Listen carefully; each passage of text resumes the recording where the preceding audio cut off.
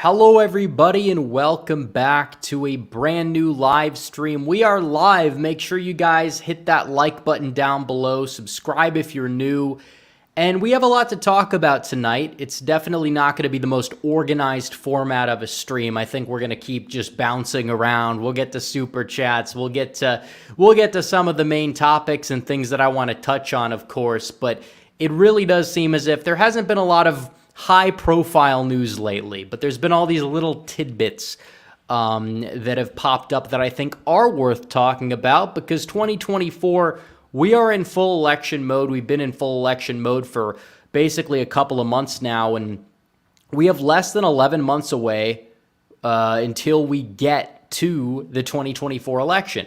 Iowa is in basically, 32 days from now?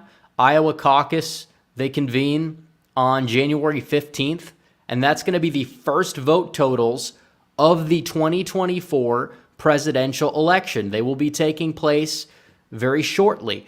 And this is a race that's all but over. I say all but over because nobody's voted yet. And basically by saying all but over, it means we know who the nominee is going to be. Now, the general election, it's not looking good for Biden. But yeah, you still have a long way to go. We can't underestimate our opposition.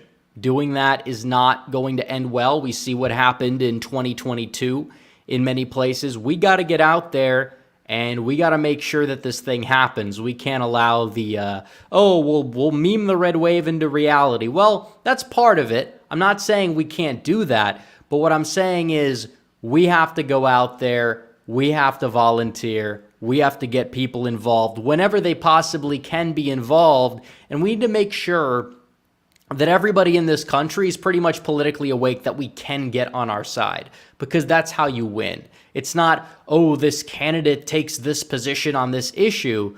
It's not always about that. It's not even always about messaging. It's 100% about getting more ballots in that ballot box by election day than the opposition. And we know Democrats are very good at that because they have extremely unpopular policies. Their messaging is absolutely, in my opinion, it's been garbage lately. They're not world beaters either. You know, in some places it's better than others. Michigan does a better job than the National Democrats, for example, which definitely puts Michigan on the map when it's a presidential year, but not when it's a midterm year. So looking at all of this, this is an election that's going to be coming up very shortly, and we need to get everybody engaged that we possibly can get engaged, because that is how you go out there and that is how you win. That is how you win. Yeah, we're up in the polls, but if you can't get turnout, doesn't matter. Polls probably would have been all accurate in 2022 if we got good turnout. Now, thankfully, Donald Trump is on the ballot. Donald Trump is somebody who can energize turnout of those low propensity voters that can vote Republican and that usually vote Republican down ballot when they're turning out to vote for Donald Trump. But if it's an off year, yeah, it's going to be a little bit difficult, and we're going to have to work to rectify that problem later down the road. But the best way we can at least get the ball rolling on that is by getting Donald Trump in that White House come January of 2025, because they're trying to put him in a different house. They're trying to put him in prison because they know they can't beat him. And when you're looking at the numbers now, even after he's been indicted 4 times, and even after the talks of convictions are very much on the table, it doesn't seem like the needle's moving in the direction that the opposition really wants it to. I mean, you see polls now, they used to ask, if Trump's convicted, would you vote for him? And Trump would be down by like 4, or he'd be down by like 5 in the popular vote, which, by the way, that's actually not that bad, given how leading of a question it is. Doesn't really assume the environment at the time, which usually people are very divided. You will see the energy boost on the right, for example. And that doesn't always correlate to just like votes in general, but it does correlate to more involvement, which means that, yeah, you know, more people are going to be willing to volunteer. More people are willing to go out there and chase ballots, which means more people will be voting if that is the case. But still, besides the point, what I'm saying is, yeah, the narrative, there's a lot of things you don't know when you ask a question like that. But what did the polls show now? Now it shows, oh, it's a dead heat. Biden and Trump are tied. And then they ask the same question about what if Biden's impeached? What if Biden has an impeachment inquiry? And then Biden's numbers fall. Maybe not a ridiculous amount, but they still fall. And it shows that, yeah, the scandals that are affecting Biden are definitely something that kind of, I guess you would say, balances out any potential for a Donald Trump conviction over something that is much more remedial, that is something over much less serious. And now they're pushing trial dates back. The Georgia trial is probably not going to take place until 2025. Now the D.C. trial, the Supreme Court there was some ruling that they had today that's going to likely push that trial back as well. So you're looking at it, the New York trial is entirely bogus. And even then, it doesn't even seem like he's really going to be able to be charged with prison time based off of that, even if he is convicted, to the point where it's like the only other case that could actually cause a Trump conviction by 2024 election day is the case in Florida with the documents where the judge was appointed by Donald Trump, and the jury is going to probably be more favorable to Trump than it would be elsewhere. So either way, all the indictments, they're kind of crumbling away at the seams. And even if they aren't, it seems as if Trump still would be the favorite in that scenario regardless. And it's like, yeah, well, what if Trump goes to jail or he gets placed on house arrest, which may be a more realistic scenario? Well, I mean, Biden campaigned from his basement. Biden took 81 mil from his basement, they say. And I know, you can say what you want about that, but you got to look at the facts of the matter. If we're able to go out there, ballot harvest, chase the ballots, you're probably going to get close to that. You will, because it will provide an energy boost unlike any other. And that's kind of what this is about. It's energy. And in a midterm year, energy comes off of funding. Energy comes off of other things because it's harder to really get free media coverage during a midterm election year compared to somebody like Donald Trump being on the ballot at the top of the ticket where he beats Biden on every issue. That's what independent voters are going to care about first and foremost, because you look at Trump and it's like, yeah, you have these indictments. Yeah, they're bogus. Even if some of these people believe that, then there's the Biden stuff, and that's not going to help Biden either. So you kind of do the math, and even if you want to say it cancels out, well, Trump's still the heavy favorite. He is. And now we see the U.S. House is opening an inquiry to impeaching Biden. Now, some people are saying this is going to backfire. And it's like, I don't think this would backfire if it's just an inquiry. If you're talking about an impeachment vote, first of all, Biden would never have the votes to get impeached. You have such a narrow majority, especially with Santos out of there, and you have a decent amount of these rhinos who will do, everything possible to protect Biden, and a lot of them sign on to his agenda. A lot of them probably, even if they're not going to openly say it, would prefer that he gets reelected than prefer a victory in the hands of Donald Trump for 2024. But it's like, yeah, an inquiry is kind of the best of both worlds, because you get to subpoena whoever you want. You get to dominate the airwaves with this coverage of the Biden scandals that are serious, that actually do make him look bad. And I think that can do a little bit more than cancel out whatever the indictments are trying to do to Donald Trump right now. So either way, yeah, I don't think they're going to take actual impeachment anywhere. Mike Johnson already said that he doesn't want to do it. And some people are mad about that, but I understand where he's coming from, because, yeah, impeachment made Trump more popular. It did. Now, Biden, maybe it would be different, but it's not going to go anywhere. You are better off not holding a vote for impeachment, unless you want to hold a vote after Biden leaves office, the way they did with Donald Trump the second time around, and just go subpoena, get every piece of dirt on Biden you can get out in the open, because that is genius. That will help Donald Trump win the 2024 election. It will at least help. Think back to 2020. Yeah, we knew about the scandals. A lot of people knew about the scandals, but even like Fox News wasn't covering things in depth because they knew they couldn't. And it's like, you're looking at the state of the race right now, and the fact that, yeah, everything's been proven. There's been proven actual collusion between our own government against Donald Trump. Our own government colluding behind the scenes with big tech. I mean, yeah, it was with Twitter. It probably was also with a lot more than Twitter. definitely. Facebook, they have the contacts there. We saw the Twitter files. Who's to say that it's only Twitter? It's definitely a lot more than that. Everybody knows that this was a coordinated censorship effort, but now it's out in the open. Now you have Elon, and Elon has been better than I think a lot of people anticipated he would be. And it hasn't been 100% perfect, but it's not going to be 100% perfect. We gave the guy a year.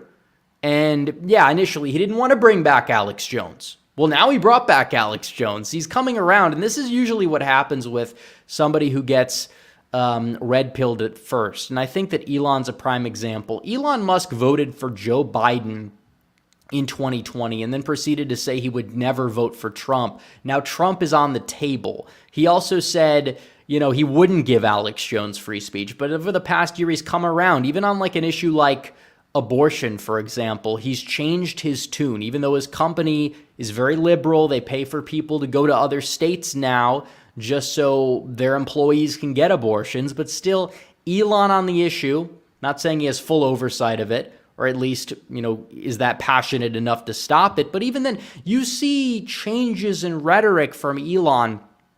That's a whole nother topic, though. But still, either way, you look at what's happening on Twitter. Twitter is a free speech platform. The 2016 internet, it's coming back. It really is. And X is doing just fine. They want to say it's not doing fine. Elon is telling the advertisers to just go screw themselves.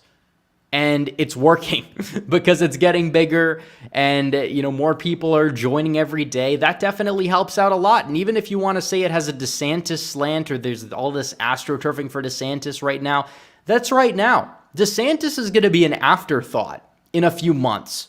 And this is another thing when we talk about the 2024 updates part of the stream, which I'm sure we're going to be touching base on a lot of different things throughout the night. But still, the whole DeSantis thing. Trump is the electable candidate in this race. There is no ground for anybody to stand on. Donald Trump leads with independents by 5. DeSantis is not doing so hot with independents right now. And are all the polls fake? Every single one? You want to go whole like Q Iran is what I say, because it's like the Q boomer. Supposedly the DeSantis people say they're all intelligent and high IQ and are above the MAGA conspiracy fray. They use some of the rhetoric that the left uses, but these are the same people that are saying, actually, all the polls are skewed in one direction. You're going to see. It's like, no, every single poll does not have the same agenda. They don't. And DeSantis used to release polls. He used to release internal polls showing him doing better than Trump like a year ago. Yeah, he doesn't. They don't do that anymore. They don't release those polls because they're embarrassed, because even their own internal polls, they can't fudge the numbers enough to show their boy in a prime position. In fact, I don't believe we've seen a single poll for the past few months that has shown Ron DeSantis outperforming Trump, because occasionally we would see an outlier. I'm talking nationally here. Yeah, you would see an outlier, but even in Florida, DeSantis' approvals tanked. Trump's outrunning him there. It's like Trump's the guy. I mean, he's running a campaign that's far more competent than this nonsense we see over here. Seriously? Ron DeSantis, now he's attacking Nikki Haley so much because he's trying to get her out of the way so he can at least stay in second place. And yeah, I despise Nikki Haley more than anybody. I guess Chris Christie would be in that same low tier for sure. But, I mean, they're not threats to the nomination, and neither is Ron DeSantis either at this point. But it's like the guys they're so, like, I guess desperate mixed with brain dead that they're coming up with nicknames that are going to, like, own Nikki Haley and, like, end her campaign. And just trying to show, she's fake. We're going to call her different names in different states to suggest that she's different people. We're going to be calling her Hawkeye Haley and Nuanced Nikki in New Hampshire. Seriously? Like, what is this? There's no words that can describe how bad of a strategy this is. First of all, you're calling her Hawkeye Haley. It's kind of a cool nickname. I mean, first of all, Iowa is the Hawkeye state. The University of Iowa, their mascot, they're the Iowa Hawkeyes. Like, that's kind of like a pride symbol for Iowans. You would think DeSantis basically living there, he'd be able to deduce that by now, but apparently not. He's calling her Hawkeye Haley, thinking that that's going to end her campaign. Yeah, that's not how it works. And nuanced Nikki, is being nuanced a bad thing? I mean, it can be in some instances. Some people that are too nuanced or a little too pretentious, I kind of understand why that could be considered a bad thing. But usually being considered nuanced just means you're like fair. You're just like, I guess, trying to get the whole scope of everything. That's what nuanced means to a lot of people. It's not always a bad thing. I mean, it can be in some cases if you're too nuanced about certain things that there doesn't need to be nuance about. Yeah, just like if I'm going to be trying to be nuanced about the primary with my analysis at this point, you can't do it because there is no path for Ron DeSantis. That's the correct and, I guess, nuanced take. Even though it doesn't sound very nuanced in tone, that's the way it is. There's no path for DeSantis. There's no path for Haley. There's no path for Vivek. I don't hate Vivek. There's just no path for him. And there's no path for Chris Christie. He blocks the entire path because he's so big. But it's like, what is DeSantis doing? What is he doing? What is the campaign doing? They've lost so much ground. You announce and then go from 30% to 12%, and you're about to fall behind Nikki Haley, of all people, who is unlikable and a chronic underperformer regarding electoral politics. And yeah, maybe DeSantis gets second place in Iowa. Maybe he does. Okay, fine. He's going to get third in New Hampshire. Now, Nikki Haley got the endorsement recently of Chris Sununu. Chris Sununu is a rhino. He's a rhino governor. DeSantis and his team are not very happy about Sununu not endorsing him. And it's like they want the endorsement. They claim that Trump is the real rhino. Trump's the real establishment. Yet they simultaneously, by the way, DeSantis has campaigned with Sununu, and recently, like, he's been really teasing the endorsement. And it's like, really, this is something that you really want? I'm not talking about for a general election. It's a little bit different. If you want to win New Hampshire and the governor has like a plus 30 approval rating, maybe, yeah, campaigning with the governor's not a bad idea. Again, that's the nuance aspect of it. But when it comes down to Ron DeSantis, it's like you're in a primary. Sununu's endorsements rarely even win primaries because Sununu's such a rhino, to the point where it's like that's what they hinge their hopes in New Hampshire on. It's over in New Hampshire. He has no shot. He's probably going to get in third.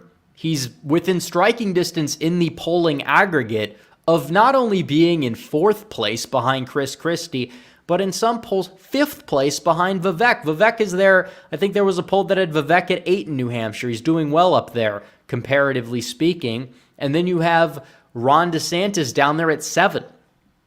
I mean, it's over. There's no pathway. Donald Trump has got this on lock.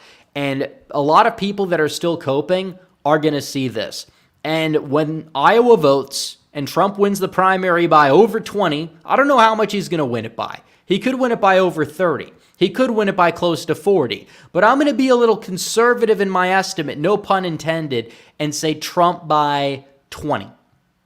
Or even the low 20. I think it'll be in the 20s. We'll just go with that for the sake of the argument. We'll give them leeway. Even if DeSantis overperforms the polls by 5, even 10 points, it's not going to give him momentum going into New Hampshire. It's really not. I mean, the guy's ceiling is probably 25% in Iowa. He's not even going to get that. Trump is going to more likely than not in Iowa get 50% of the vote. The Seltzer poll, the recent poll out of Seltzer, the Des Moines Register poll, it's never wrong, ever. It's never been wrong. It nailed 2020. It nailed 2022. It nailed the Democrat primary in 2020. In fact, I think the last time it was wrong was the 2018 governor's race, but even then it had a lot of undecideds. It was a little bit off in the 2016 primary, but even then you had a lot of undecideds that just happened to fall in the Rubio camp before the fat man himself ended Rubio's career before New Hampshire. Rubio did have a lot of momentum there, so it would kind of make sense. But DeSantis hasn't generated a lot of momentum that would really give insight to a polling error, because the guy's poll numbers have, even if you want to be nice and say they've been stagnant over the past few months, fine. That's with all the debates, all the media appearances, all the endorsements. Oh, the Reynolds endorsement. What happened to the Reynolds endorsement? That was going to move the needle. What happened to the debate bumps or the announcement bump, most infamously, or the Gavin Newsom debate bump or the Bob de Vanderplat's endorsement bump? Nobody even knows who that guy is. All of his endorsements lose the national primary, even if he has a decent record in Iowa. That's about to change, isn't it? It's about to change very quickly because Donald Trump is going to go out there and steamroll. And even if you want to say, well, a divided primary is never a good thing. I mean, this primary field is not divided, folks. It's like it technically is, but Trump's approval in the party's like 75, 80%. All those people are going to come on board instantly, for one. And for two, the rest of these people have 11 months, or not 11 months, but I guess after Iowa votes, in 10 months to come on board. Maybe 9 before early voting, but they've got almost a year to come on board after Iowa. And that's even if this charade continues beyond that point. I don't think it really should. I think that DeSantis, if he wants to save any face, if he even has any face to save, probably just drop out after Iowa, because you know you're not winning New Hampshire. Do the right thing. Endorse Donald Trump. And then I don't know what his future is for politics. I don't know. He might just end up being a 3-star Uber driver come 2027 because I just can't see a path. He doesn't have the it factor.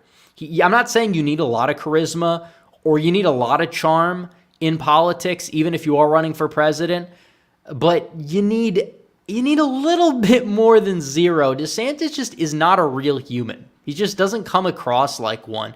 And I think there's a big reason why he fell so much in the polls was because a lot of people, maybe they wanted to look for a Trump alternative. Maybe they wanted to shop around. Maybe they are like, yeah, Trump's a little old. If we can get like a Trump without the baggage, maybe they'd be open to that because they think that, they get more things done, which I think it's a little bit of a fallacy. But let's entertain that argument for an example.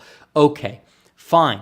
They parked their support at DeSantis, then they saw DeSantis speak, and then they dipped, and they went directly back to Donald Trump. They saw the campaign that's been ran. It's terminally online. It is in disarray, and they dipped. They went directly back to none other than Donald Trump. And that's where we're at here.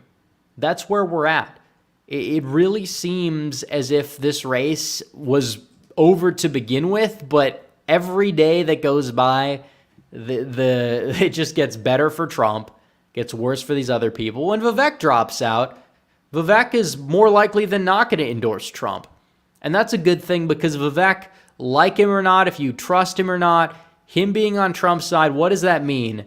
It means that you have somebody who's an effective communicator and a good campaigner in terms of rhetoric that can like hype you up. He has a hype man. I'm not saying he's going to be VP, but already going into these other primaries or going into even just the general election, it definitely helps. And you add all the support together, a lot of the DeSantis supporters, their second choice is Trump, believe it or not. I mean, it's always been that way. But this notion that, all these people, the 40% that aren't voting for Trump, hate Trump, I mean, a lot of them may even be on board by the time Iowa comes. I mean, let's be real here. Iowa should be a state DeSantis wins because he's been spending all his time, energy, money, resources there. And what is he doing right now? He's polling 30 points below Trump and the most accurate pollster of all time. And yeah, it's not the final poll, but things are getting worse for him and time is running out. Time is of the essence here. And we are currently 30, not even 35 days from the Iowa caucus, and he's basically dead on arrival. In Iowa, he's DOA pretty much everywhere. Florida, he's doing worse than he is nationally in some polling, and that's the state he's currently governor of. So the DeSimps that want to sit back here and say, well, DeSantis still has a shot. Well, I don't see it. How is he going to make up the support? How? You could say you can't trust polls, but it's like, it doesn't matter. There's never a polling error that's this big. And it's every poll and it's everywhere. The biggest polling error of my lifetime since I've paid attention to politics was the 2016 Michigan primary, where polls showed Hillary winning it by close to 20, and she ended up losing it. First of all, that was a two-way race. Second of all, there were very few polls. And third of all, Democrats, I guess, dropped the ball. And fourth of all, it was 20 points, and that was an extreme historical anomaly. This is 50. This is 50 points in every poll. You're not coming back from this regardless of whatever you do. I mean, that's the way it is. You got a month to go. It's not like we're a year away and Donald Trump's support base is not solidified. Trump's base is loyal. It really is. I mean, make no mistake about it. So let's see. Super chats. Johnny Heartdog says, I wish you could do your live streams earlier because I get up very early in the morning. A lot of people have said this. Now, the cool thing about this is you get to super chat the show. I get to read the super chats maybe when you're sleeping or something. And you could listen to it in the morning. You could listen to it wherever. You could listen to it 3 days from now. You could put it on in the background. You could, listen to it while you're working out. You could do whatever. And, you'll get your super chat read. So it is true that some people, I understand why some people want me to do earlier streams, but I like to stream when I get a chance to stream. Everybody can watch it whenever. I keep them in the playlist, the Repcast archive playlist for sure. For anybody who wants to, watch or catch the replay or even watch it again if they so please. John Waffle H2P says, just making it clear I won't vote for Haley or DeSantis if they're the nominee. They'll only hurt the country, Trump 2024. Well, I mean, you don't have to worry about that. Nobody has to worry about that at all because they're not going to be the nominees. Donald Trump is going to be the nominees. Johnny Heartdog for $20 says, we got the best of both worlds with Johnson. He's Jordan's protege, and we keep Jim in the oversight committee. This is better than if Jordan was speaker. Perhaps this is the Lord's doing, and a sign there's still hope. I like Mike Johnson. I don't think he's perfect, but there's only so much that you can do in this position, and he's somebody who I think is more tactful than people will give him credit for. Because, yeah, you keep the government open, for one, which is something that is not going to hurt Republicans.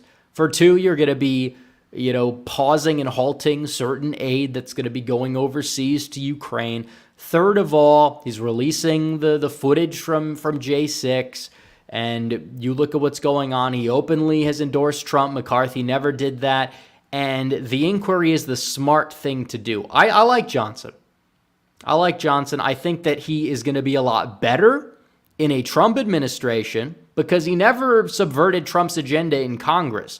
And if he's going to be speaker now and he's still doing an adequate job and he's supporting Trump and he's more likable than most other Republican, I guess you would say, leadership in years past, it's like, yeah, I don't have a problem with him whatsoever. I mean, he's better than McCarthy ever would have been. And yeah, he has his, weak spots here and there. I'm not trying to say they don't exist, but what I'm saying is he's doing a good job.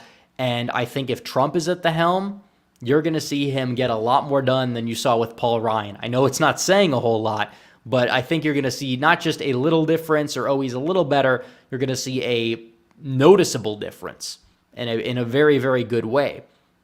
Even though Congress is going to probably be much more of a narrow majority. If there is a majority, which I think if Trump wins, yeah, Republicans will take the House. It's not going to be by a lot. Might be by a few seats, though.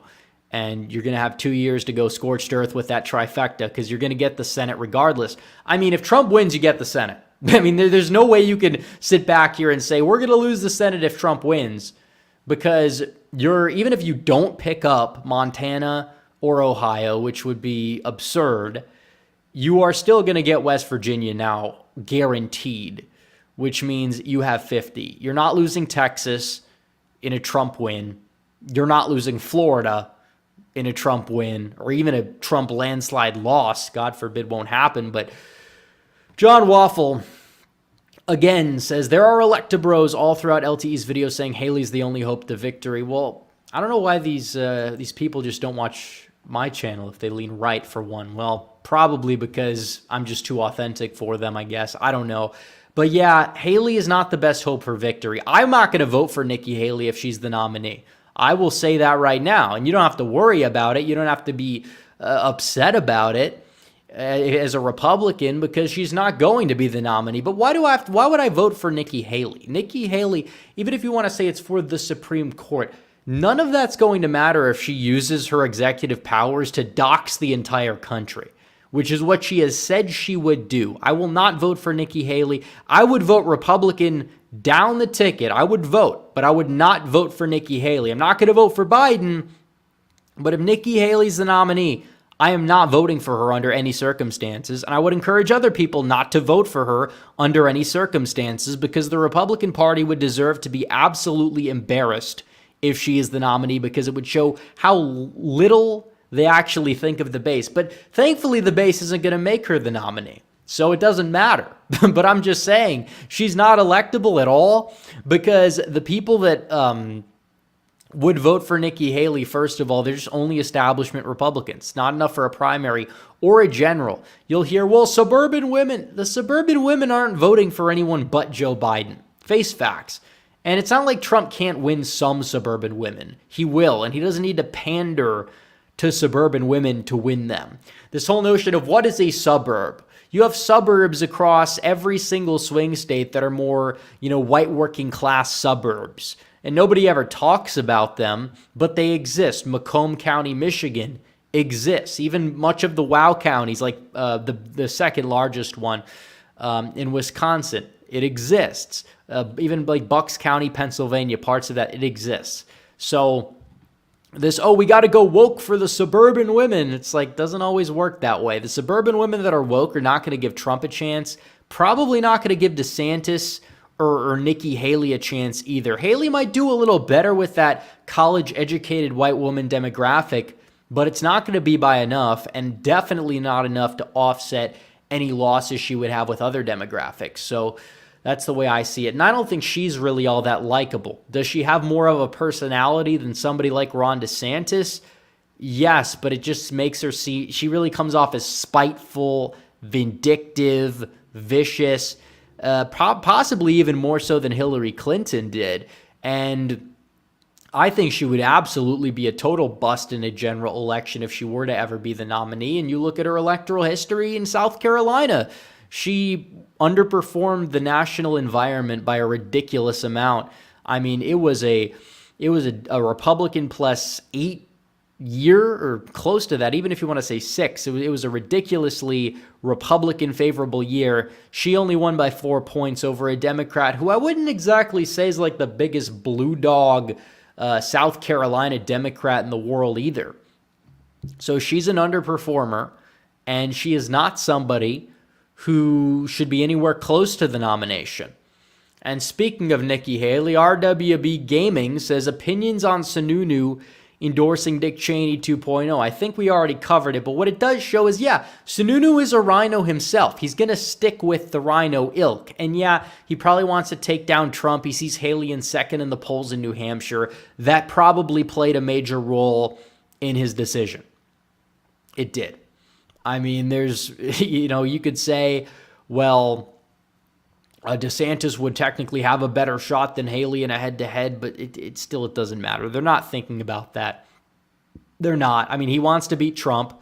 He said he'd endorse Trump if Trump wins the nomination. He's kind of a team player. Not really. If he was a team player, he would have ran for Senate and could have flipped that seat. He would be a pretty mediocre senator, but he wouldn't be like he probably wouldn't exactly be any worse than whatever you could get for New Hampshire.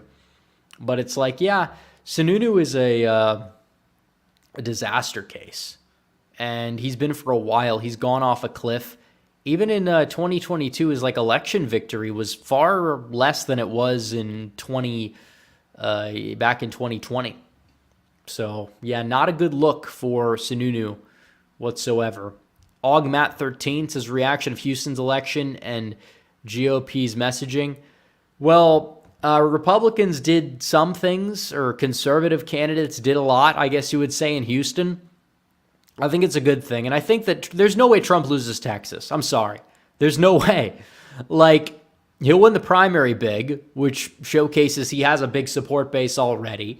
It seems like Democrats in some places are hitting their ceiling. In the big cities, they're hitting their ceiling. They're already, in kind of a downward spiral with some Hispanic demographics as well in Texas.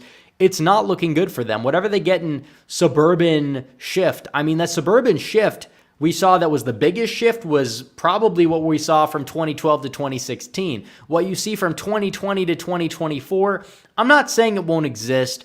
I think Collin County probably does flip blue. But you'll probably see maybe Dallas County doesn't move left anymore, which is a very big county. And it's not growing as fast as it was. Or, Houston, maybe you turn a corner there, or you don't lose as much ground in Montgomery County, which is a big population center. I think it's the biggest Republican net vote county in the entire country up there. So it's like, yeah, Texas is going to be fine. I'm not saying that we need to, take our foot off the gas regarding what needs to be done to keep Texas red, but I do think that Texas is going to be just fine. Ken Paxton won big, even in 2022. I mean, and that was after all the, not before the it was before the impeachment, but all the things that the impeachment rested on, they were out in the open. People were saying this is going to be competitive, and he won by 10. And it was a high-profile race, too. It wasn't just like some down-ballot race that nobody cared about. I mean, he's been a big figure in the media. He didn't do that well in 2018, but he bounced back. So, yep, Texas is going to stay Republican. I think 2028, I think Republicans still win it, depending on trends, depending on the year. 2032, 2036. 2032, I think, is the tipping point. And if you can't get immigration under control, yeah, you will see Texas flip blue at some point. And we can't allow that to happen. We can't.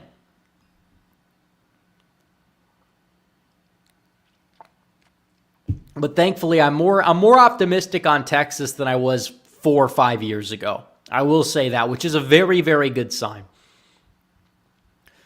Stephen Kanizik says, when DeSantis entered the race in May, I felt that his campaign reminded me of Anakin talking about his new empire. Now, 7 months later, he feels more like Harvey Dent turned into Two-Face by Never Trumper jokes. Well, the main thing that I've noticed about all these campaigns is you have to learn from history to an extent. History, I don't always like that you have to know history or it's going to repeat itself. But in this case, it's true regarding Trump in the primary because 2016, all these talking points you hear now, whether they're attacking him from the right or even from the left in some cases, it doesn't stick. It never stuck then. He's been more popular in the party. What makes you think you can rehash the Ted Cruz, Little Marco, who now is Media Marco, by the way, or some of these other people, the Jeb Bush strategy, and think that that's going to work in 2024? And Ron DeSantis, like, his campaign always seemed to lack direction. What does his campaign consist of? Trying to own Trump. A bunch of no-name influencers reposting something that Laura Loomer happened to say on Twitter. That's his entire campaign. Yeah, I wonder why he's losing. I wonder why he's down by 50 points. I wonder why. It's not even just the lack of charisma. That's a big part of it. But it's also the substance and the message isn't there. It's just, let's try to own Trump at every second. And of course, some of them will say, well, Trump tries to own DeSantis, so it's okay. But it's like, that's not entirely true. Trump has a campaign that has a clear agenda, has a clear message. And Trump probably takes a drive-by shot at DeSantis once or twice a week on Truth Social. Like, that's it. Like, there's nothing else to it. Yeah, the Trump influencers attack DeSantis because he's an easy target. Making fun of him generates clicks. Of course, that's why they're going to do it. But, like, besides that, it's like, no, you don't see for a reason Trump going out there 24/7 is just DeSantis derangement syndrome. DeSantis, when he does talk, yeah, there's a lot of stuff about Trump, a bunch of robotic stuff regarding messaging, and just his whole influencer team that he has just goes full force. Trump bad, Trump bad, Trump bad, and they're definitely turning people off. Make no mistake about it. And even if you want to say, well, Trump attacks DeSantis too, well, Trump does so in a way that is kind of more funny, and people are going to relate more to Trump than DeSantis, and that kind of does tie back to the charisma thing. So regardless of however you want to look at it, there's no way you can, like, go through the maze and say, well, Trump is like gonna be finished and DeSantis is the better candidate and DeSantis is actually ahead. Like going back from day one, trying to employ the strategy, there's zero way that could be the outcome. Mike Griffin says, don't fall into the trap of thinking Elon is the next conservative messiah. He's still a corporatist who advocates for mass unfettered immigration. I never said he's the next conservative messiah. I think he's done a lot of good things. And even, I've seen him have some takes on immigration that have been not that bad. Do I think he's perfect? No, but what I'm saying is he probably is. If we want to be generous here, we could say Elon is somebody who's in the process of getting red-pilled.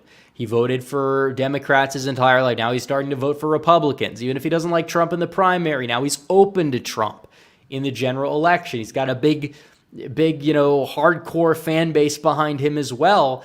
And if he goes and leans in Trump's direction, it's a good thing. You hear Democrats are trying to say, oh, well, Biden's going to win because of the Taylor Swift endorsement or whatever. It's like Elon has a lot of people. Elon has a lot of pull as well.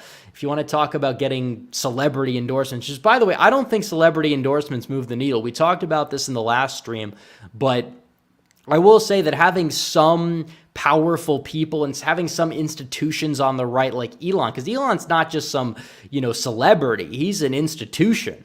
He is somebody who runs the largest, if not close to that, social media platform. He reinvigorated it and made it a free speech platform.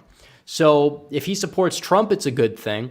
And if he's going to be this guy who goes out there and is getting more and more and more red-pilled, which it seems like that's the case, I'm not going to counter-signal that. I think that that's a very good thing. Even if, he's not perfect. No, I wouldn't vote for Elon to be president of the United States, which, by the way, he wouldn't be eligible from what I understand. But Manny says, thoughts on Armenian president going to Milei's inauguration and thoughts on Alyssa Farah Griffin saying she would date a woman if divorced. I have no idea about that last part. I guess I would need more context to give a full answer. And foreign leaders going to foreign leaders' inaugurations, it's pretty commonplace, is it not? I wouldn't say that everybody does it for everybody, but it definitely happens more than you would think. So I don't really have a take on that. Film enthusiast says, would you agree Islam is better than atheism? Anything's better than atheism in my opinion. That's the way I see it. Now, there's going to be obviously like jihadism. That's not good. That could cause a lot of other problems. But in terms of being better than atheism, I would say any religion, deism is better than atheism. But either way, I think there's only one true religion, and that's Christianity, and that's what Christians believe. So I don't think it's all that controversial. Christopher Laurie says, I've always supported Trump 2024. I thought DeSantis 2028. Now I don't know about that. I can think of better. Exactly. I thought DeSantis at one point, some people will never let me forget that, but I thought, at one point he might be a contender. Well, it turns out I didn't know enough about Ron DeSantis. Didn't really listen to him speak ad nauseum. And now it's like, no, he doesn't have what it takes. And I think he'd still be a contender if he didn't run and ran in 2028 for his first presidential run. I think he'd be a lot better off, but still, he's in a weird position where he gambled. He's like the guy that puts 99% of his entire bank account and life savings on one poker bet, for example, and loses everything.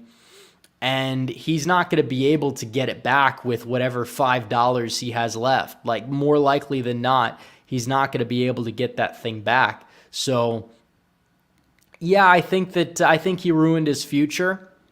There's really no way that he's really going to be able to come back from it. And you could say, well, he could run for statewide office in Florida, maybe. But, either way, he's going to endorse Trump. The relationship will be somewhat mended. You're going to have people on both sides, the Trump side and the DeSantis side, that are going to say, that's never going to happen. But it's it will happen. It happened with Ted Cruz, of all people. That was a far uglier primary. A lot of people may not remember it, but That was a far uglier primary. Trump was accusing Ted Cruz's dad of killing JFK. I mean, he was calling his wife ugly. It was brutal. Like, Trump has gone easy on Ron DeSantis compared to what this could be. And it might take some time, but everybody's going to bend the knee eventually. Like, they will. Biden is hated. Biden's despised. You'll have a few lunatics with TDS that might leave, but for every one of those people, you have people that voted for Biden in 2020 saying, I can't take any more of this. I don't like Trump. I'll, hold my nose and vote for him. Because those people exist too, and they exist in higher numbers by far. Real Texan Politics is, do you think megachurches should be taxed? Well, megachurches are not, in many cases, real churches. I mean, if I'm taxed, and maybe some like Christian YouTuber is taxed, like I kind of see them in that way more than I see it as like an actual place of worship. Some people are probably going to be upset at me for saying that. I don't know if they should be taxed. I don't know if a lot of things should really be taxed, honestly, in this country. So I don't think more taxes is usually a good thing, but we'll see. Security TV says Glenn Youngkin negotiated the Washington Wizards to come to Virginia. Well, really? I mean, don't they play in D.C.? They have an arena in D.C. I don't know why they would need to leave to go to Virginia. I know it's like the whole metro area, but usually you see a trend of these major sports teams moving to downtowns rather than moving like away from them, but I don't really know. Carter W15 says, do you think most voters see Trump as generic R? If you're talking about in the polling, no, because Trump is Trump. I mean, even though he's been out of the picture for a while, it's like, I wouldn't say he's fully generic. I think somebody like Haley, she's not in the minds of a lot of voters. So when she's polling ahead of Trump in most polls, yeah, Haley is generic R. Like, yeah, the generic D is going to outperform Biden. The generic R is going to outperform Trump because they just see in their head whatever their ideal, their most palatable version of a member of that party is going to be. Like, that's the way it is. Generic R doesn't mean anything. Unless you're polling it against generic D, maybe then it could mean something, but even then it's not going to be definitive. Security TV says without Trump, there's no Republican Party. There's not. I mean, they'll take the wrong takeaways from that, but you saw what happened in 2022. Donald Trump not on the ballot in the Midwest, in the Rust Belt. Republicans were cooked in a lot of places. Like the places without incumbent governors, Republicans did not do well. It's the only real exception was incumbent governors. Like with, I think Sisolak was the only one that lost. But other than that, it's like, yeah, incumbent governors, that was the wave you saw, was an incumbency wave, if anything. The Commander 248 says people are freaking out because Speaker Johnson met with Paul Ryan. People don't understand that speakers have a bond that you just can't throw out. Well, I don't know why he's meeting with Paul Ryan. I don't like that. I think that's kind of an L on his part. But like I said, he's not going to be perfect. Now, I don't know what the end game is. Why was he meeting with Paul Ryan? I saw bits and pieces about it. I didn't see the entire reason for the occasion. Because, yeah, I mean, if you're just having like this major dinner and all these like high powerful people are at, and he got invited because he's a speaker and Paul's a speaker, it's like, yeah, whatever. I'm not going to care too much about it. You know, maybe you say hi to somebody. Maybe you have a conversation. I mean, that's kind of how these things work. The internet's not always real life, but how you govern matters. If he's going to be governing like Paul Ryan and meeting with Paul Ryan, that's a little bit of a problem. Tucson PaleoCon for 20 says at this point it may benefit Team Trump to prop up DeSantis. Nikki is clearly more competent and dangerous. I mean, but they've kind of been propping up DeSantis and downplaying Nikki Haley. DeSantis is obviously not as bad as Nikki Haley on a lot of issues. We know that, but still, it's like even just like the memes about DeSantis wearing lifts, like that makes DeSantis in the forefront, makes him look foolish, but makes him look like he's in the forefront, does kind of prop him up as the number two. And even if not, Nikki Haley can't win a nomination. In the head-to-head polls, you see Trump beating DeSantis by like 50. He's beating Haley by closer to like 70. So I honestly don't think Nikki is that dangerous other than the fact that she has donor money. But where did donor money get DeSantis in Iowa? Where did donor money even get Nikki Haley so far? Like, she's not going to win a nomination. She's not even going to win her home state where she was governor of for, 6, 7 years? So I'm not threatened by her in the slightest whatsoever. Crunchkey says, what do you think is an effective solution to the homelessness crisis? I live in Monmouth County, and it's becoming noticeable even here. Liberals and leftists have failed these people. It's up to us. Well, they need to get off the streets. Get them off the streets is the number one solution. And you have shelters, you have all these abandoned buildings. I mean, even that's a step in the right direction. But I think that we need to really focus on making sure people don't end up homeless. We need to revive the American dream. And that's important for basically everybody. And so many politicians are unwilling to do it. The one thing about Donald Trump that I will say makes him uniquely strong is he's been one of the few people that said the American dream is dead. And it is, it's dead. We're not going to pretend like it's not. And we need to revive it. Do I think Trump is going to single-handedly revive it? I think that's a very tough task for anybody, but do I think he's somebody that can at least have the, interest in getting the ball rolling? Yeah.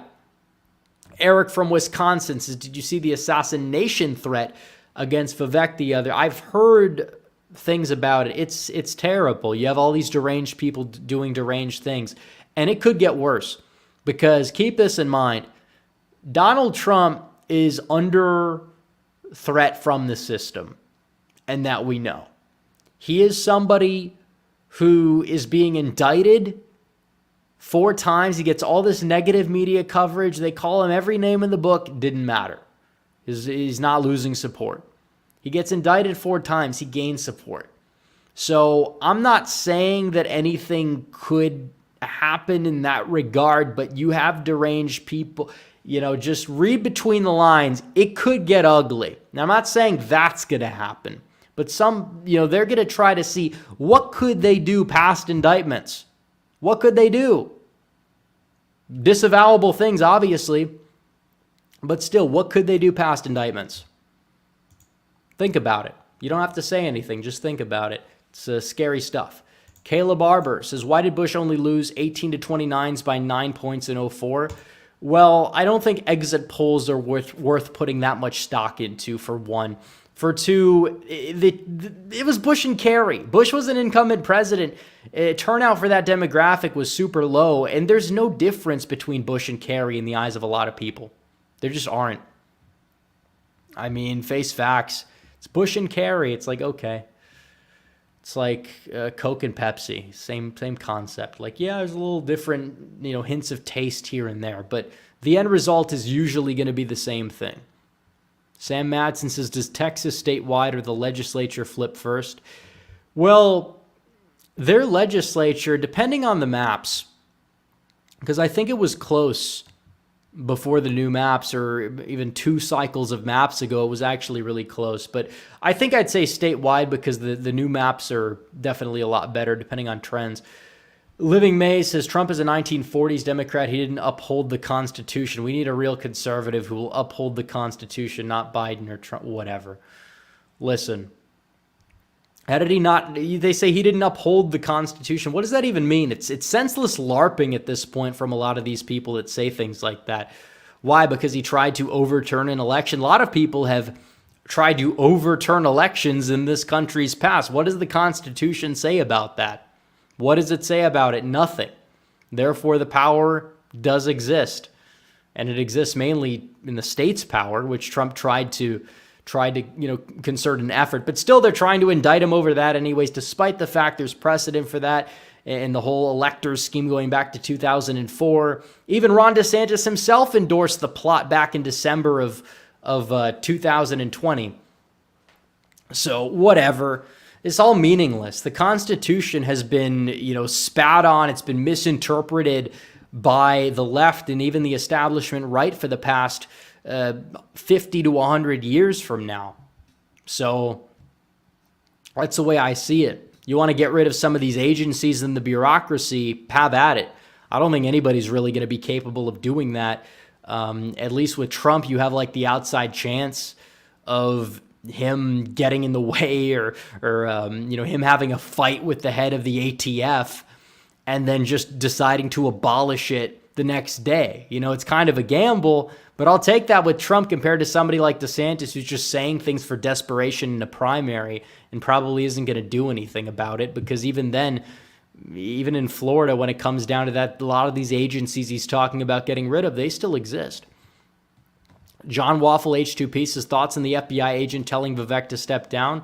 Well, I don't really care what the FBI has to say. And there's really no point.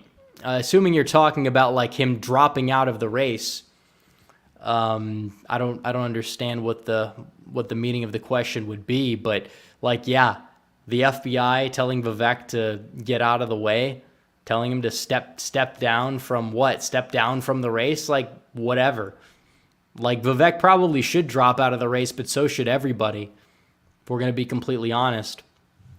HHawk 2001 says, Rasmussen seems to favor Biden. Now, all of a sudden, even MSM polling has him down farther. Weird, since they usually favor Republicans. Thoughts? Well, they overestimated Obama's approval for much of his presidency. They just tend to favor incumbents, it really seems. I don't know if that means that, oh, well, Rasmussen's the only legitimate pollster. And even in that poll, Biden +4, Trump would still win the Electoral College more likely than not. So I don't really think it means that much. Their next poll probably is going to bounce back a little bit. I mean, it's just how polling works. Like, yeah, they're an outlier. It is what it is. Matt Gagnon says, thoughts on Laura Loomer? In my opinion, one of the best independent journalists and loyalists to Trump. Well, I will have disagreements with Loomer at times, but I will say this about her in a very positive way. She is a fighter. She will go face to face with the DeSantis people in real life, and they cower away and they run away. But, you know, she's got a lot of guts for doing that. So I do commend her for that. I think that she has some little off the wall stances. I think she needs to calm down a little bit sometimes and do a little bit of research, but before she posts something. But I like Laura Loomer overall. I think she's done a good job, better than a lot of people are crediting for. And she's, I guess you would say, she's, you know, like she's doing a net positive in many ways. So if she just like tones it down 20% with some of these like more outlandish stuff, she'd be doing a perfect job. Make no mistake about it. Also, Matt, congratulations, Donald Trump on Truth Social reposted our own moderator for the stream, Matt Gagnon. He reposted his tweet. Big ups to Donald Trump for reposting our stream's moderators. Kind of wish he would have posted a tweet of mine first, but, you know, we'll take what we can get. Maybe one day. Maybe one day.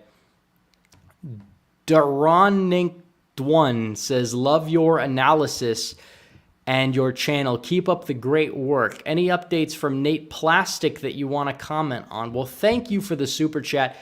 I don't have any updates from Nate Plastic. Nate Plastic is kind of just faded away. I mean, even then, he's like, what's his angle gonna be? Oh, we're gonna try to spin things to make it look better for Biden than they really are. But even then, there's no data that he can spin in general other than say what I've been saying for the past few months, and that is anything can change, which is true, but it's like probably not.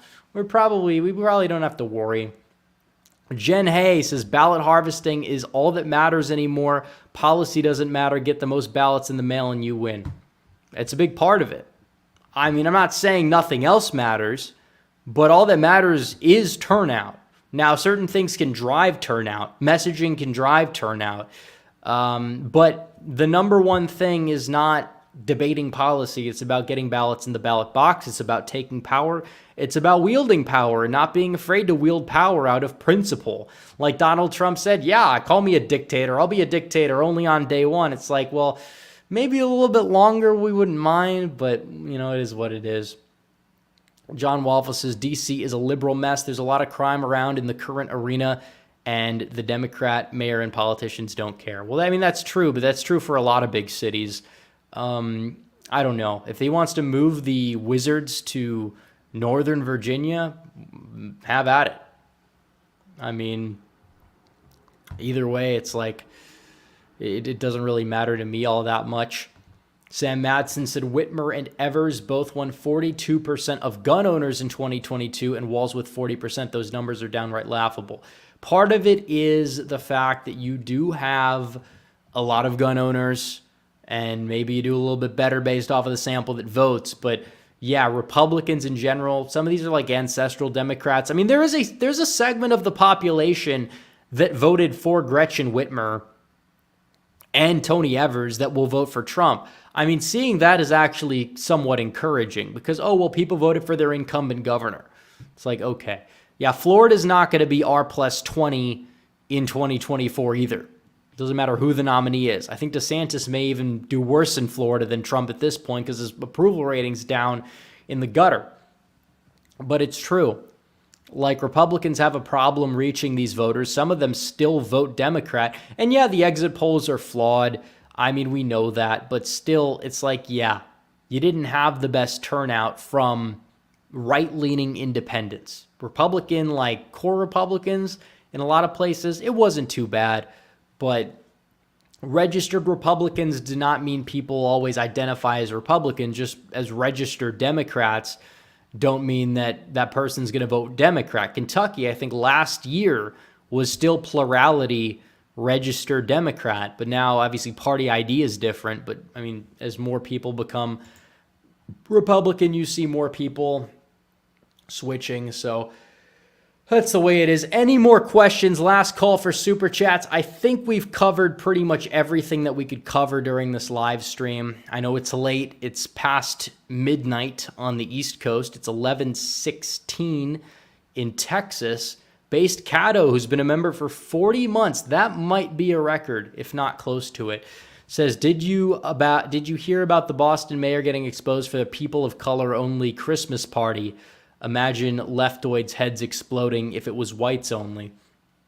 Well, I did. Now, it's ironic because she is Asian and she's married to a white guy. Shocker, right? So it's funny that it just doesn't have the same policy when it comes to the bedroom that she has when it comes to her Christmas parties, her public appearances. Wonder why that is. I guess, whatever. Mitchell Ryan says, did you see the article about 1 of 5 people effing with mail and ballads? Verbatim is what it says.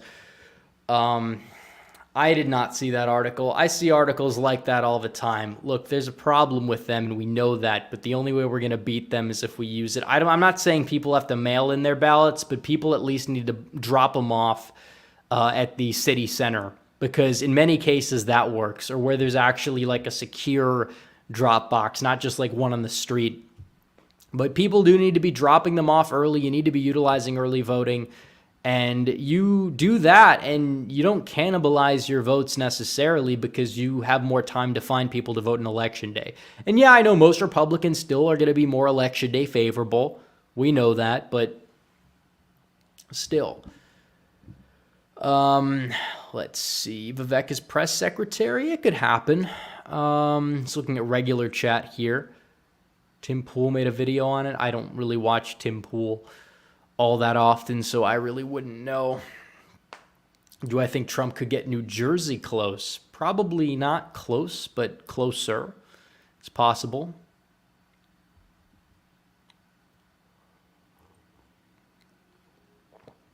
Let's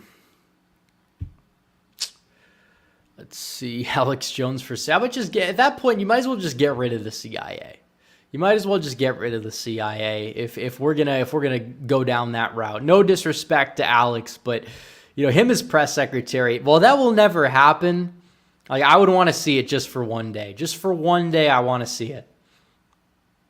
Even if it's just for one day. Is Cenk really still running for president? I just can't believe that.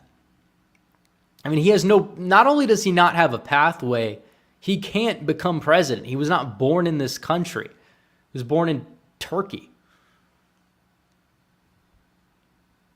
Let's see. Thoughts on the impact RFK Jr. will have. It's funny because all the DeSantis people say, well, RFK Jr. wouldn't take votes away from from DeSantis, but it's like you look at the polls that were conducted head to head.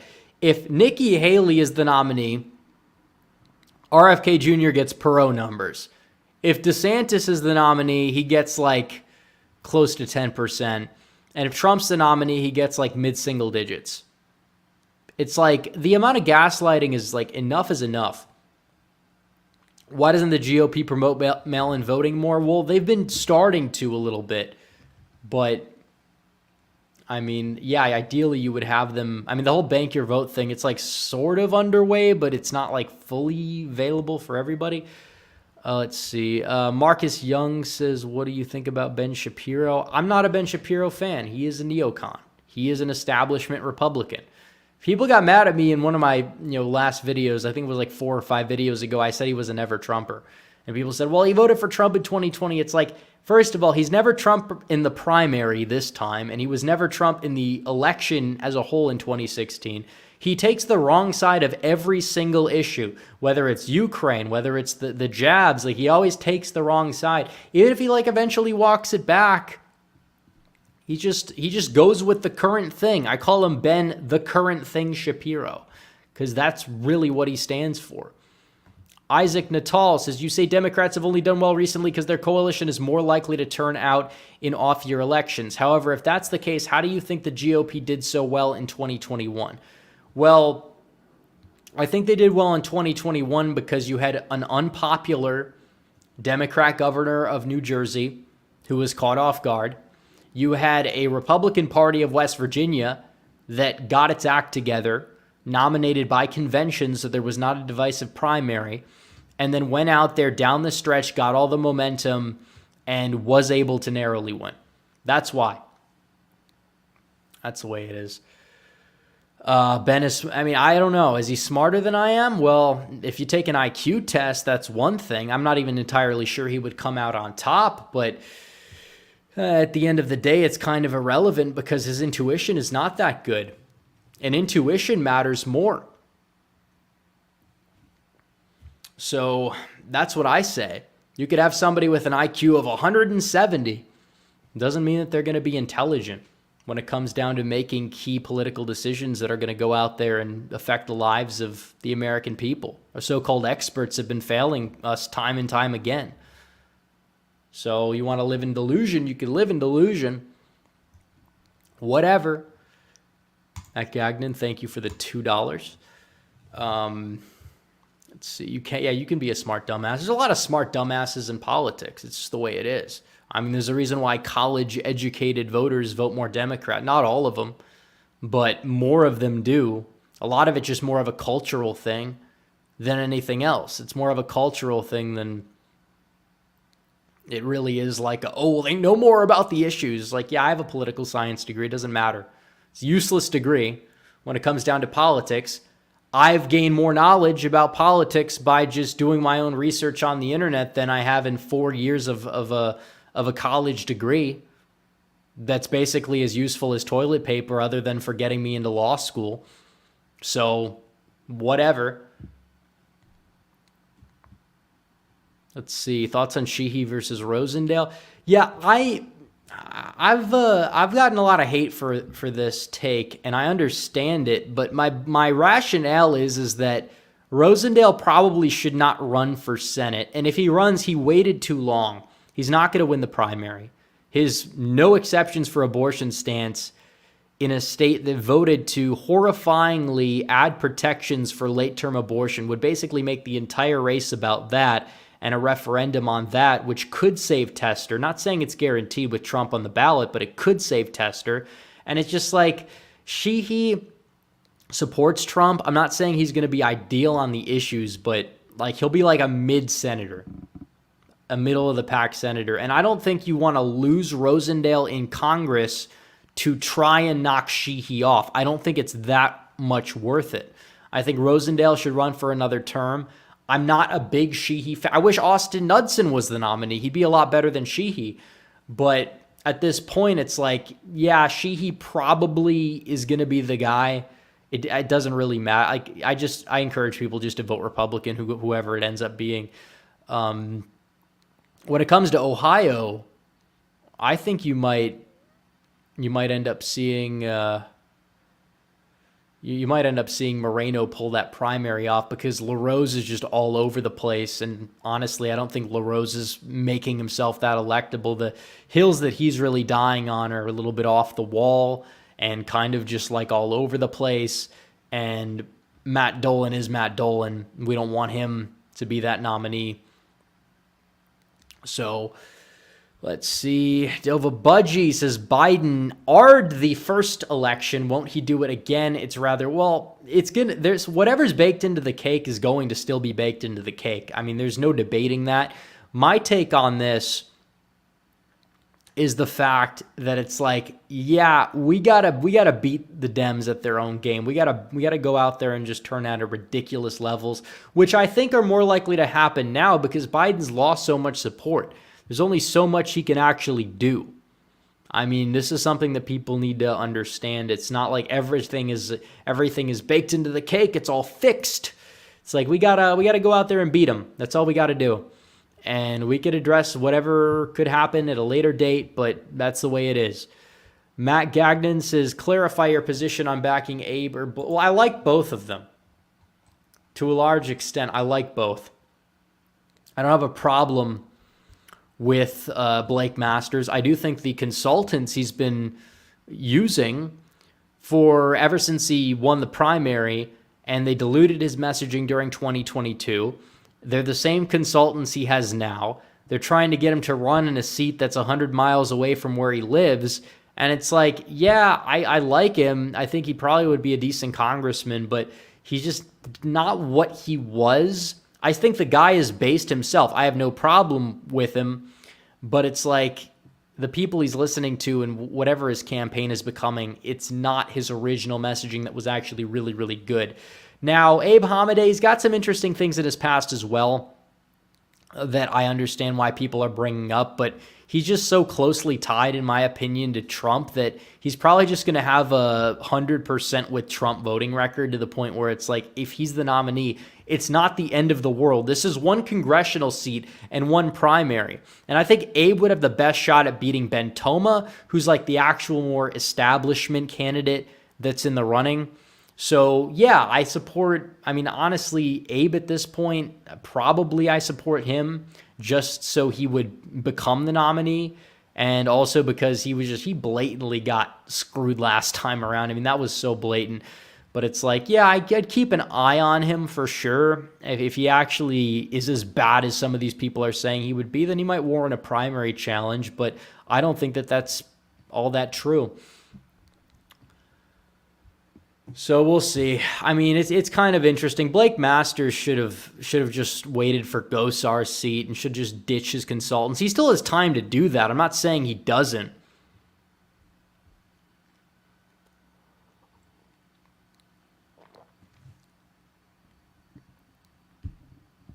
Let's see.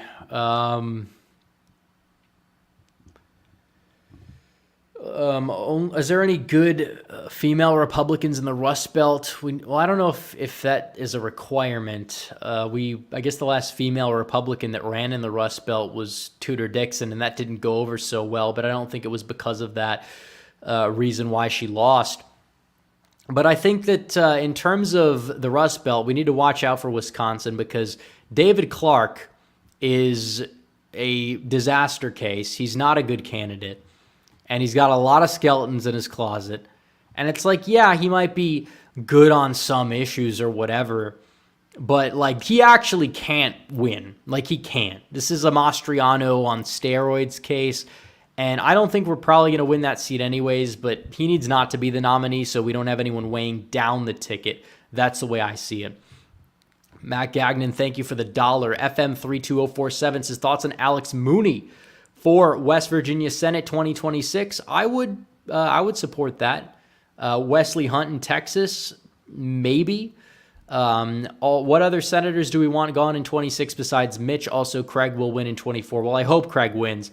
I mean, I'd have to look at the map. There's a few. I'm not going to bother primarying Collins because it's a waste of time. You're not going to win Maine regardless with anyone else. I don't know. I mean, looking at it, I'd probably want to get the open seat in Michigan if possible, hold North Carolina. But other than that, I don't really know what senators are gonna be able to be taken down realistically in a primary. BRGRS says Rosendale's beating Tester and Sheehy in all the polls in Montana. Sheehy more than likely loses to Tester because he's just another establishment Republican and he isn't popular in Montana. Well, him being establishment with Trump on the ballot, like, you're not going to see a lot of Trump Tester voters in general. I wouldn't worry about that. Also, in terms of the polls, he was beating Sheehy, but now that Sheehy's been doing these ad blitzes, Sheehy's poll numbers that I've seen recently, I don't know if they're on Wikipedia or whatever, but Sheehy is rising a lot. And I don't think Rosendale's going to be able to withstand the money, especially that he's going to be getting from Daines, which I don't like the interference. I don't know why Daines likes Sheehy so much. But it's like, I just don't believe he would win if he runs, and I think it'd be better off for him to hold his seat in Congress because he's a very good congressman. He's a very good congressman. And if he runs for Senate, and let's say he loses, I'm not saying it's guaranteed, but let's say he loses to Tester or he loses to Sheehy. If he loses to Sheehy, you get a weaker congressman and you get Sheehy. If he beats Sheehy, loses to Tester, you get Tester, guaranteed in that case, and you get a weaker congressman. So it's like, yeah, I don't think I care that much about these races is what I'm saying. Like, yeah, would I probably prefer Blake Masters to Abe Hamadeh on paper? Yeah, but given the circumstances, I probably would just rather go with Abe because he's going to win the nomination. And I don't think he's going to be as bad as some people think. And I think it's the same thing up in Montana. We want the best candidates possible. Sheehy, I think, could be a bust in the Senate, but it's like, it is kind of like a high risk to put Rosendale in that situation where the establishment very well could just take that House seat and possibly not fund him enough to the point where he loses in that race. And it's kind of like there's been some deal where, Daines gets his guy in Montana, but then we also in turn fund Kerry Lake in Arizona. And it's like, if that's the trade that's actually being on the table here, then yeah, why not? Let's do it. Let's get Senator Lake and Senator Sheehy in the mix. It's going to be better than maybe Senator Rosendale and Senator Ruben Gallego. So, you do the math. Sam Madsen said, another hopeful sign in Texas is that the exit polls show a majority of voters say they're against abortion. Yeah, Texas is kind of a different animal when it comes down to that. I think part of it is because you have a large Hispanic population. And when it comes to like the South, I don't think abortion is going to hurt Republicans as much in like Georgia as it would in a place like Pennsylvania, because the demographics of your average Democrat voter in Georgia, I mean, a lot of black voters, they don't care as much about the issue, even if they lean more pro-abortion. But your average voter in Washtenaw County, Michigan, is going to be this resist lib who probably cares more about abortion than any other issue and will turn out on that issue alone. So, yeah, I think in Texas, abortion's going to stay outlawed, which is a good thing. And hopefully more Democrats will avoid the state of Texas and go from there. They can go to Colorado. Colorado's the liberal paradise that has low taxes, at least the way they view it. So let them go to Colorado, let them go to the Pacific Northwest, and let them leave Texas and Florida and Georgia and Arizona and Nevada the hell alone. So we'll see. But I think that it's a good thing that you're seeing a lot of these transplants vote more Republican than not. And that could save the state, because there was another part of an exit poll, maybe not the same exit poll, but I did see one that showed recent arrivals to Texas are voting more Republican. Now, maybe it'll be a little bit different when it comes to a presidential year, but that's the way it was for the midterm. So, yep.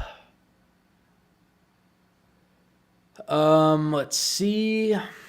California's a lost cause. I mean, it pretty much is. It is a shame. It is a beautiful state. I mean, it's got every single type. I guess that you could say it's got every single, feature that certain other areas of the country have. You have the mountains, you have the desert, you have the beaches, you have the more temperate area, you have the more, Pacific Northwest vibe with the forests up north. It's a sad thing what's happening to the state of California, absolutely. But it's like, yeah, most people that move are indeed conservative. Most people are conservative that move. So we'll see. Let's see here. Let's